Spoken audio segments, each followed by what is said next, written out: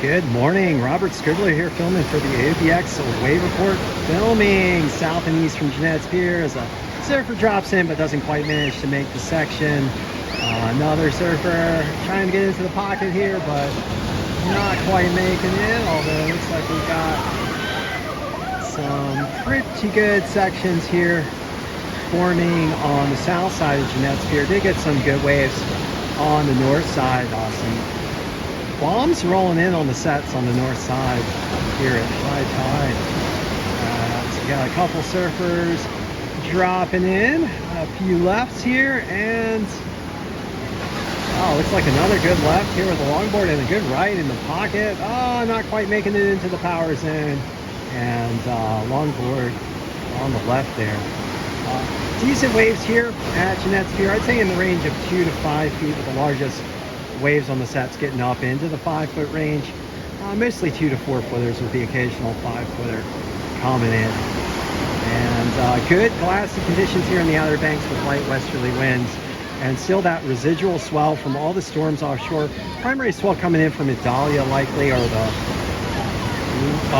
post-tropical cyclone Idalia, which is this big kind of nor'eastery thing swirling around south of Newfoundland and east of the U.S.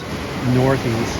We've got a couple other storms out in the Atlantic and some disturbances right now heading off of Africa, which are likely to turn into some powerful storms by late week, according to some of the models. We're going to get into that later on in the wave report as we get the data from our friends at the National Hurricane Center. All right, so let's get into the official wave report as I grab my clipboard here as I watch another surfer get a left on the closer sandbar. Nice little ride here. All right, so right now at Nag's Head, official wave reports noting 2 to 4 foot waves and clean conditions. I'd say 2 to 4 foot with the occasional 5-footer if the swell lines up just right. Easterly swell coming in at 3.5 feet and 10 seconds. West wind at around 10 miles per hour, holding up those waves pretty nicely but not blowing them out. And just to our north in Virginia Beach, we've got 2 to 3 foot and fairly clean conditions. To our south in Rodanthe, we've got 3 to 4 foot plus, getting those 5-footers in on the sets likely, and clean conditions as well. East-northeasterly swell coming in at 3.8 feet, so a little bit taller down there at Rodanthe. I got some friends heading down to Rodanthe, some friends over on Pea Island as well. Didn't have time for travel for myself today, but shout out to all the guys and gals heading south. Hope you guys enjoy it. Some other swell rolls in here at Jeanette's Pier. At Rodanthe, we got a west-southwesterly wind at 8 miles per hour. 76-degree air temperatures, 75-degree ocean water temperatures. Ooh, nice one here forming up. All right, let's watch this one. Only one person got it. Oh, yeah, only one. Okay, and then heading on down south to Buxton, 3 to 4 foot plus and clean, with those likely 5-footers rolling in on the sets. Easterly swell at 4.5 feet, larger swell coming in at 10 seconds. West winds at 12, a little bit stronger westerly winds holding up that swell. 76-degree Fahrenheit air temperatures. Ocean water temperatures in the range of 79, much warmer down there at Buxton, as is typically the case. And last of all at Frisco, 2 to 3 foot waves with some slight chill. All right, so let's get into the information on the tropics provided both by the National Hurricane Center, and we did do a sampling of the global forecasting system model to get an idea of what those disturbances forming off of Africa are going to do. And so right now we've got multiple tropical disturbances and tropical cyclones. Nice. Right here. Oh, coming in on the curl there. Oh, let's watch this guy on the left. Ooh, hitting a little axe. All right, so we've got multiple tropical disturbances and tropical cyclones that we're monitoring. Our friends over at the National Hurricane Center, our scientist friends, are monitoring. Right now, GERT, I said girth.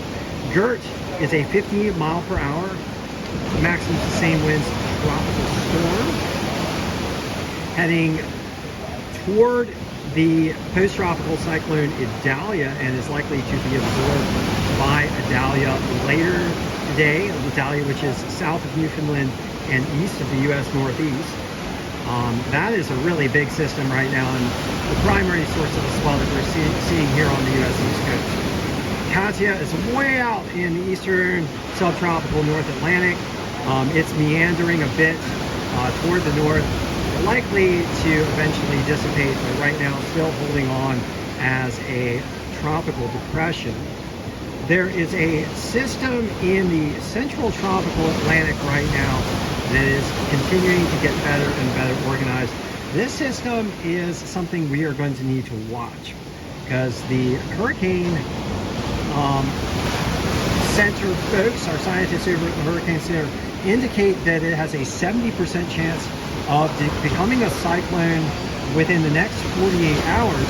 And then if we look at the global forecast system model, that model indicates that this particular storm might become a major hurricane headed toward or just north of the Caribbean by Thursday and Friday. So something to keep an eye on, both for wave conditions and also for potential threat to land. Let's hope there's no threat to land from any systems that do emerge. Nonetheless, it looks like we're going to have another major wave maker by the end of this coming week, if the models are correct. And then last of all, we've got a tropical wave moving off of Africa, which also has a 40% chance of developing into a tropical cyclone over the next 7 days. So looks like the tropics are still very, very active. Let's watch a fun couple of waves here over on the south side of Jeanette's Pier. And yeah, and the Atlantic Ocean much warmer than normal, which is one of the reasons why it's able to support so many cyclones in so many regions of the Atlantic. And this is definitely a time of year where we need to be alert for the development of tropical cyclones, both from the standpoint of generating good surfing conditions, but also just from the standpoint of safety and risk to our coastlines. All right, so we did talk a little bit about risk to our coastline, and at the end of this report, as I usually do, I'm going to ask you guys to please do everything you can to help speed the transition to clean energy being wind, water, solar, and electric vehicles, these being the mass deployable forms of clean energy at present. Clean energy will help protect our coastlines from the impacts of climate change. Climate change impacts to coastlines primarily being rising sea levels, more intense storms, ocean heat waves, and ocean acidification. Mass deploying clean energy will replace harmful fossil fuel burning, which is the primary driver of the climate crisis. Don't let anyone tell you that it's not. It totally is. Unfortunately, there are a number of very harmful bad actor interests that are spreading some bad information out there. Don't listen to the fossil fuel shills. Listen to our scientists, which have only the public interest at heart, the safety of your family, your friends, your neighbors, and love. All right, so thank you once again for joining me for this session of the OBX Wave Report, and I hope you guys do get out there and have a great time in the water. Please stay safe. Keep in mind your own safety and the safety of your friends in the water. All right, thank you for joining me once again.